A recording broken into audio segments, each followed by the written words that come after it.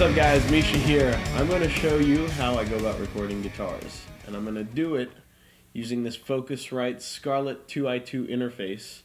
You can actually get good results with pretty inexpensive interfaces. This one's actually USB powered, so it's very portable as well.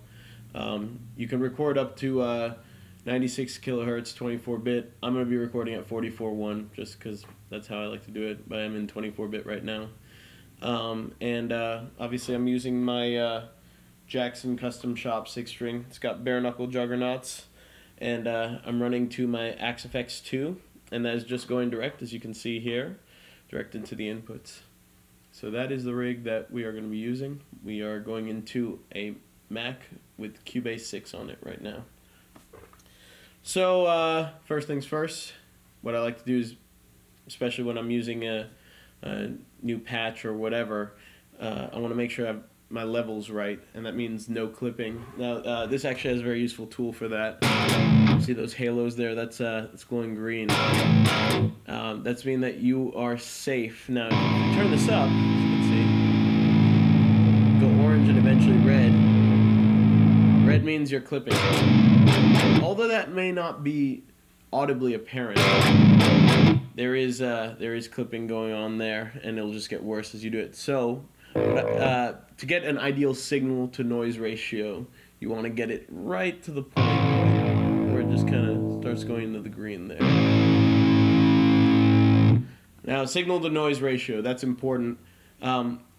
If you have a low signal like this, for example, you'll be in the green safely no matter what, but you won't be getting the most efficient signal. There'll be a little bit of noise relative to your total output. So that is the reason why I like to set it just before it clips. Now here's an interesting thing, especially if you're using heavier tones. You want to check that your signal that has the most amount of output isn't going to clip. So in this case, a palm mute's a very effective way of testing that. Now you'll notice, like, there, let's see, like that. We're in the green, but palm mutes are sending it into the red. Super bassy palm mutes. So that's why I want to roll back a little bit and basically just make sure that the loudest setting I'm going to have isn't going to send it into clipping.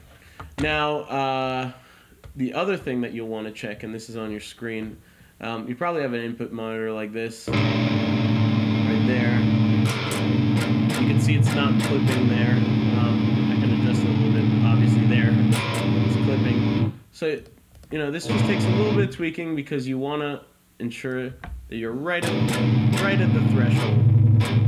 It's nice and bassy. I mean, it sounds terrible, but the idea is that you want to get as much low end. Low end obviously uses up a lot of the headroom, so that's why, that's what I'm using to test. Oh, and we're actually clipping a little bit here, so I'm going to roll off back. It's a good test.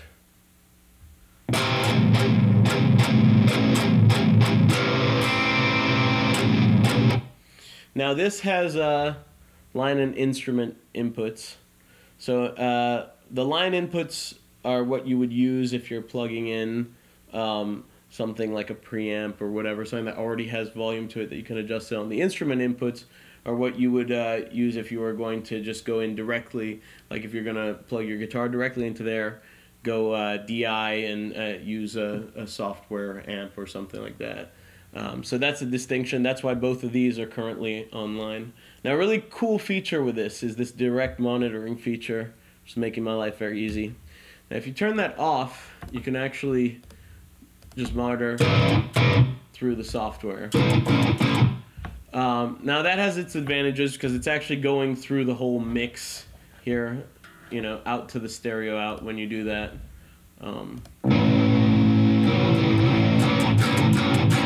But the reason I don't like it is just because there's a little bit of latency at all times. It is cool to sort of dial in tones, but the latency kind of throws me off a little bit. So this feature is really cool. You're not going through the software at all. It's just directly going out, so no latency at all. For tracking, I find that to be very nice, especially parts that need to be tracked with some precision.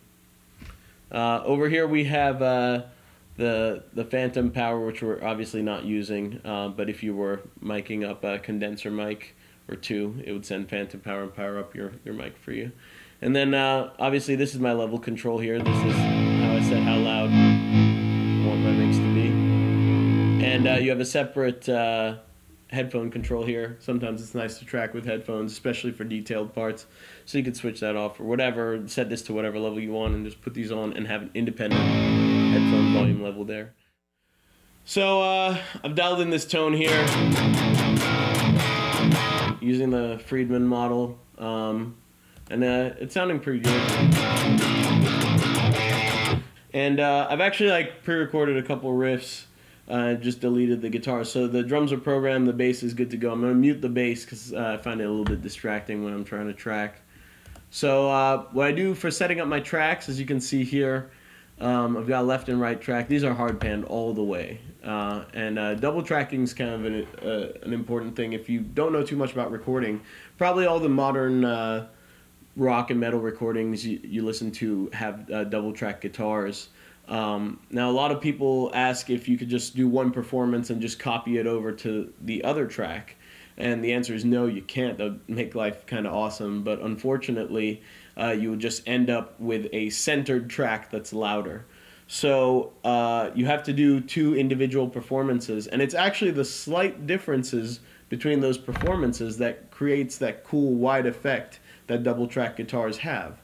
So let me double track this riff and show you how I go about it. We have all our levels set, and it looks like on our guitar channel we have nothing right now going, and this guitar tone might actually just work in the mix the way it is. So let's give this a shot. Get the click going for this.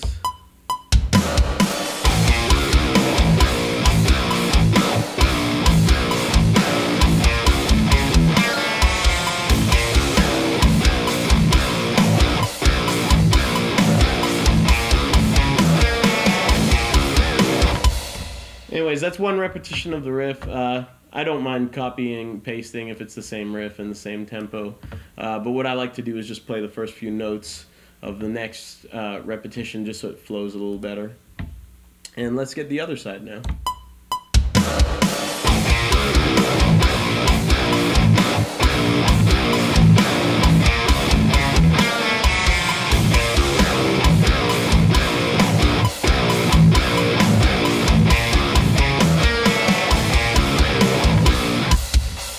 Go. As you can hear, you get this cool double track sound here, as opposed to if we were to copy and paste this center guitar, as I said. So that's the beauty of it. So let's trim this up a little bit here, and we just cut the end off right here. And this is a cool feature. I'm sure any DAW that you're going to use has this, but you just duplicate, bam, you've got another copy. That sounds pretty good. Let's unmute the bass and see if this works.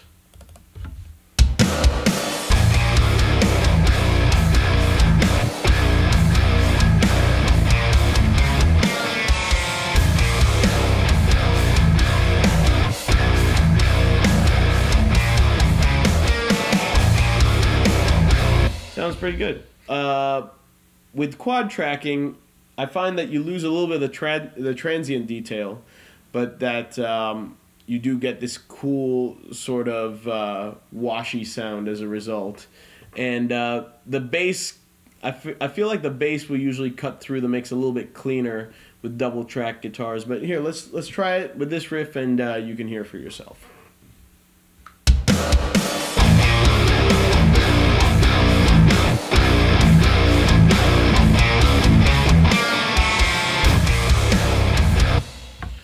We'll just do the first half, and we can kind of get a comparison.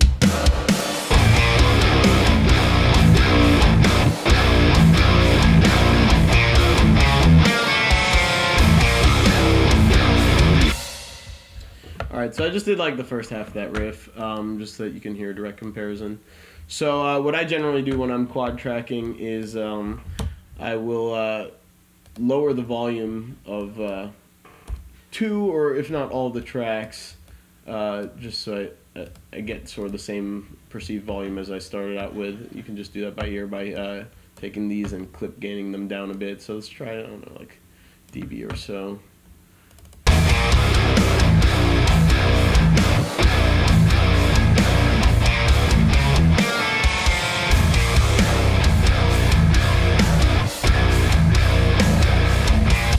Yeah. So as you can hear, it has a different aesthetic. It's not like a night or day difference, but guitarists will probably notice.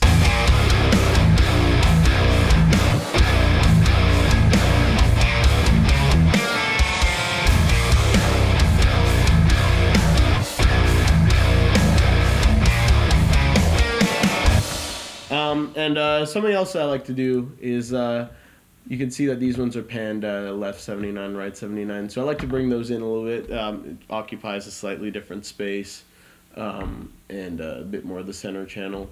So that's quad tracking. That's, you know, you can hear it's not like an earth-shattering difference, but it is a cool little effect, and it is something that I like to use as a tool sometimes. So the problem that you have, the problem that I have a little bit is that when you're dialing in a tone, you're hearing it in the center, and double track tones don't always retain the exact quality. In fact, you'll find that they get a little bit smoother, so you can get away with slightly brighter tones, and that's why I've said a lot that my recording tones aren't necessarily the best tones to jam on. They're really suited to the mix. But you know, a tone that that would work well in the center might sound a little bit dull if you double tracked with it. So, for example, so if I were to just record this riff here.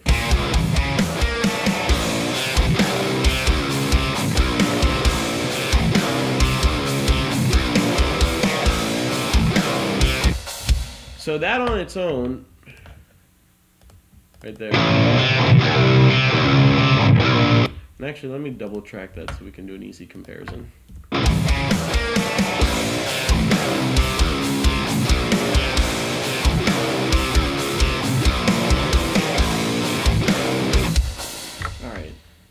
So this is how it sounds centered.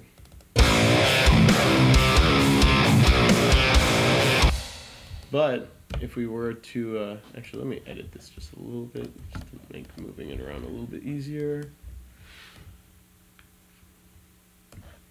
So yeah. That's a tone by itself, but double tracked and panned full sounds like.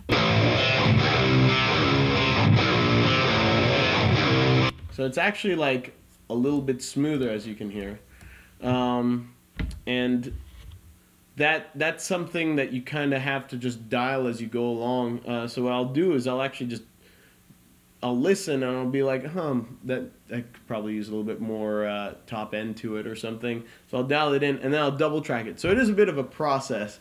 That's kind of how I go about it. I'm sure there's probably easier ways to do it, but that's just the way how I know to do it.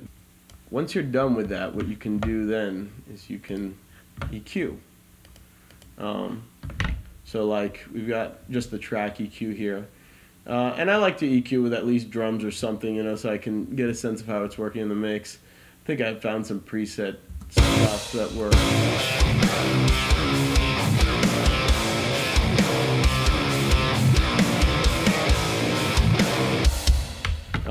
So this is actually a low pass here. It's kind of cutting off the top end, but it's kind of doing a little boost here as well.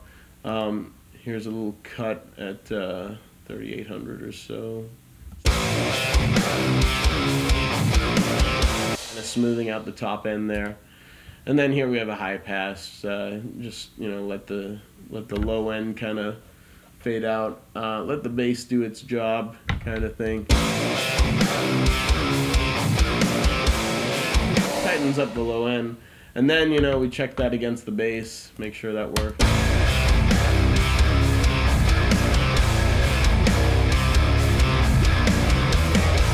Ooh, wrong duplication point there.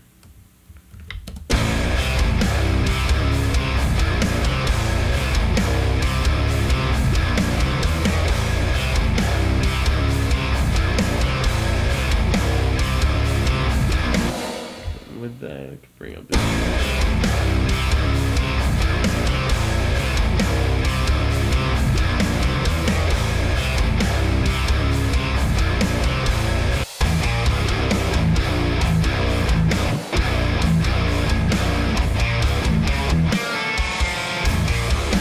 So all in all, it's sounding pretty decent there, and that's basically how I go about recording guitars. Hopefully that answered some questions about my process and how I go about plugging everything in, dialing everything in. There you go.